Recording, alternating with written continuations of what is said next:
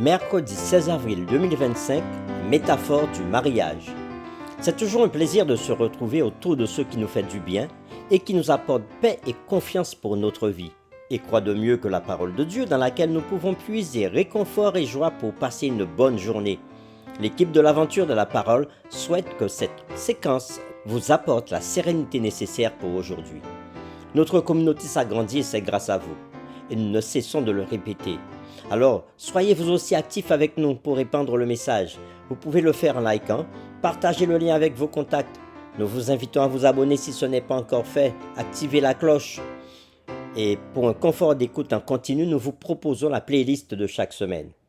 Le texte à mémoriser que nous vous invitons à dire avec nous se trouve dans Apocalypse chapitre 19 verset 9.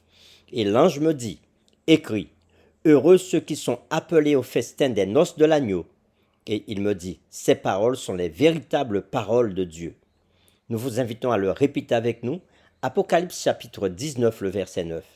Et l'ange me dit, écris, heureux ceux qui sont appelés au festin des noces de l'agneau. Et il me dit, ces paroles sont les véritables paroles de Dieu. Quel lien y a-t-il entre la métaphore du mariage et la prophétie biblique ? En quoi le mariage nous aide-t-il à mieux comprendre la relation entre Dieu et son peuple ? Les réflexions de cette semaine nous aident à répondre à ces questions. Et aujourd'hui, nous le faisons avec la séquence Isaac et Rebecca.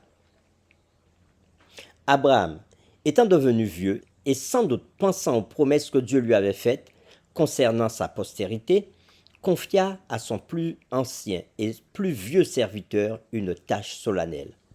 Nous vous invitons à lire Genèse chapitre 24, versets 1 à 4, et nous répondons à la question « Pourquoi serait-il si important pour Abraham que son fils ne se marie pas avec les filles de Canaan ?»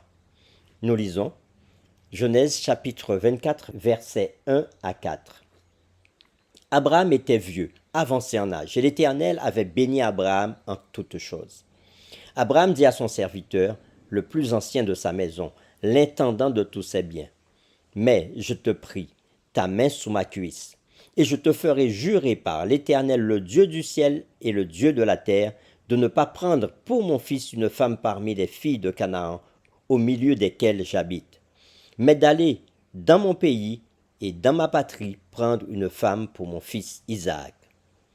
Après avoir lu Genèse chapitre 24, versets 1 à 4, nous répondons à la question « Pourquoi serait-il si important pour Abraham que son fils ne se marie pas avec les filles de Canaan. » Aussi exclusiviste que son avertissement puisse paraître, pour Abraham, la question était spirituelle et non pas ethnique. Elle était théologique et non pas nationale. Abraham connaissait très bien la dégénérescence morale des pratiques religieuses cananéennes, sans parler de leur adoration de faux dieux, et il savait à quel point il serait facile pour son fils de tomber dans ces pratiques s'il épousait l'une d'entre elles. En effet, l'histoire d'Israël et même de l'Église chrétienne au fil des siècles est celle d'un peuple de Dieu pris au piège du monde et de ses fausses doctrines et croyances religieuses. Peut-être le plus grand exemple de cette triste réalité est-il l'introduction du dimanche, jour païen du soleil, en lieu et place du sabbat biblique du 7e jour, une réalité qui jouera un rôle important dans les derniers jours. Nous vous invitons à lire Genèse chapitre 24, versets 57 à 67, et nous répondrons aux questions suivantes. Quelles leçons pouvons-nous tirer à propos de Christ et de son Église à partir de certains détails que nous trouvons dans cette histoire? Que pouvons-nous apprendre par exemple de notre état déchu, en sachant que Rebecca était une parente éloignée et séparée d'Isaac? Nous lisons Genèse chapitre 24, versets 57 à 67. Alors, ils répondirent, « Appelons la jeune fille et consultons-la. » Ils appelèrent donc Rebecca et lui dirent, « Veux-tu aller avec cet homme ?» Elle répondit, « J'irai. » Et ils laissèrent partir Rebecca, leur sœur, et sa nourrice, avec le serviteur d'Abraham et ses gens. Ils bénirent Rebecca et lui dirent, « Ô notre sœur, puisses-tu devenir des milliers de myriades et que ta postérité possède la porte de tes ennemis. » Rebecca se leva avec ses servantes. Elles montèrent sur les chameaux et suivirent l'homme. Et le serviteur emmena Rebecca et partit. Cependant, Isaac était revenu du puits de Lachaïroï, et il habitait dans le pays du Midi. Un soir qu'Isaac était sorti pour méditer dans les champs, il leva les yeux et regarda. Et voici des chameaux arrivaient. Rebecca leva aussi les yeux et vit Isaac et descendit de son chameau. « Qui est cet homme qui vient dans les champs à notre rencontre ?» Et le serviteur répondit, « C'est mon Seigneur. » Alors elle prit son voile et se couvrit. Le serviteur raconta à Isaac toutes les choses qu'il avait faites. Isaac conduisit Rebecca dans la tente de Sarah sa mère. Il prit Rebecca, qui devint sa femme, et il l'aima. Ainsi fut consolé Isaac après avoir perdu sa mère. Après avoir lu Genèse chapitre 24, versets 57 à 67, répondons aux questions suivantes. Quelles leçons pouvons-nous tirer à propos de Christ et de son Église à partir de certains détails que nous trouvons dans cette histoire? Que pouvons-nous apprendre, par exemple, de notre état déchu, en sachant que Rebecca était une parente éloignée et séparée d'Isaac? Nous sommes indéniablement liés à notre Créateur, ayant été créés à l'origine à son image.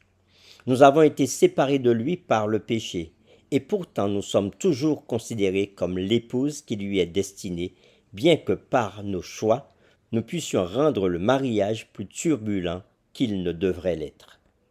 Pour terminer, réfléchissons à cette question. Oui, Dieu nous aime, son épouse, plus que nous ne l'aimons.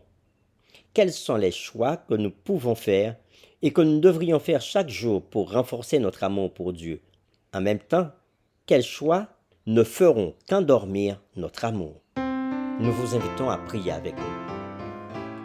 Seigneur, l'exemple d'Isaac et de Rebecca nous montre comment tu as aimé ton peuple, comment nous sommes liés à toi, toi notre Créateur, et comment nous tirons notre origine de toi parce que nous avons été créés à ton image. Mais nous avons été séparés de toi par le péché. Et même si nous sommes séparés de toi par le péché, nous demeurons toujours en tant que peuple ton épouse.